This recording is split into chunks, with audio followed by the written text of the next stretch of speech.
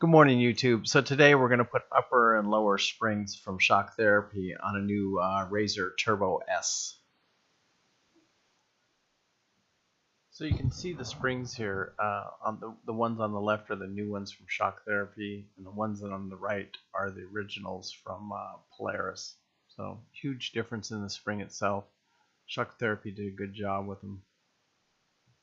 So today he's going to replace the upper and the lower spring on here, and we're doing it on the front and rears. Last night we played with it a little bit, and we figured out some stuff, and we've got to readjust the shocks now because the ride height is too high. You want about a 16-inch ride height when you're done on the rear.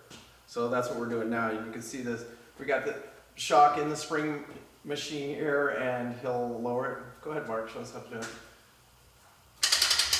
This machine is very, very cool. I'll put a link on for Amazon. He picked it up on Amazon. It's about $500, but we can all bring our bikes over here and adjust our shocks. Now you adjusted the other shock right on the other side of the bike this morning? Yeah, the other one's done. So once you get your springs off, hold that. Right now he's just setting his the rings. We're trying to get the ride height correct. Alright, so you can see we're going to take it off the bench here.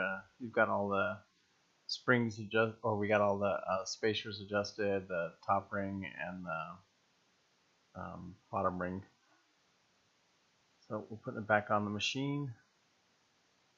Now Mark's adjusting it. Now bump stops are all good. Now we put our first spring on.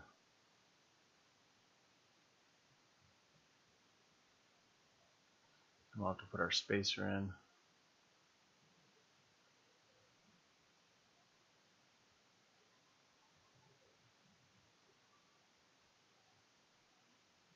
And right now he's just adjusting getting it set in the right position. Now the spacer goes on. When you put this little spacer on, there's an arrow on there, and you want to make sure that there's a little opening in the shock there. It all lines up, and it's supposed to be 180 degrees from the other shock.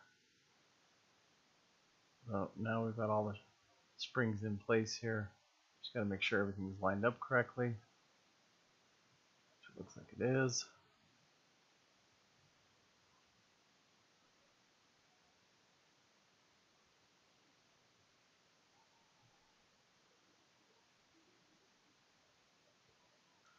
So here's a close-up of the spring right here, and you can kind of see where that opening is there on the spring. There's a little arrow there on that spacer, and that's got to be lined up, and then on the other side it's 180.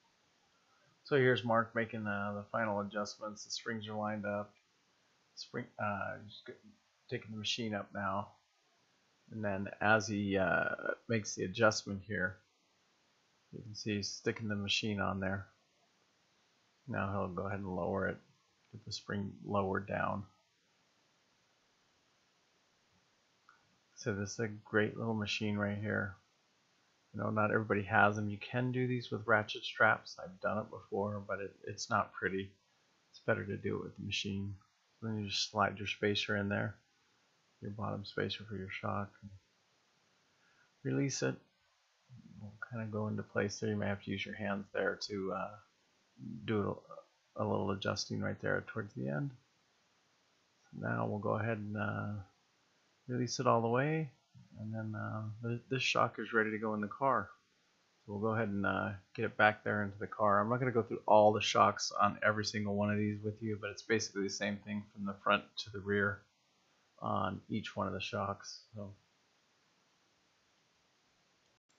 So something we found out very quickly is you have to have this wrench. You have to have that offside wrench on the driver's side of the vehicle.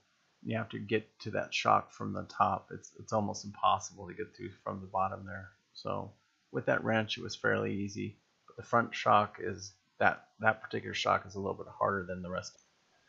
So you can see here we're checking the ride height on the rear here. It's supposed to be about 16 inches, and we're right about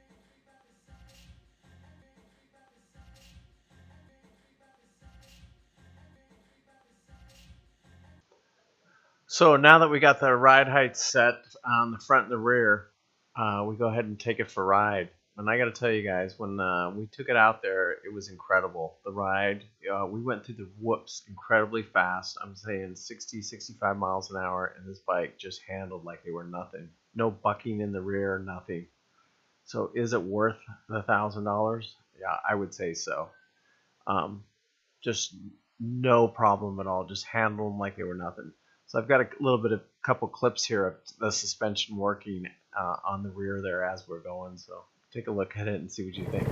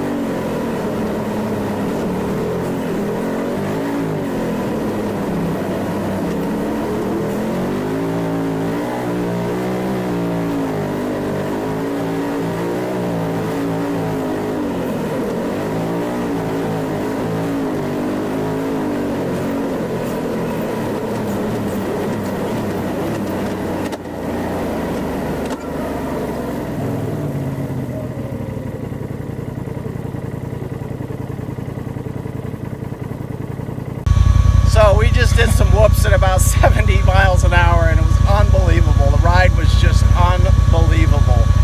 I mean, I don't know what it could do now. It's crazy. The smoothness is just crazy. They're worth the money. Definitely worth the money. So YouTube, it was a great ride, a great day. Please like and subscribe to the videos, and peace out, brother.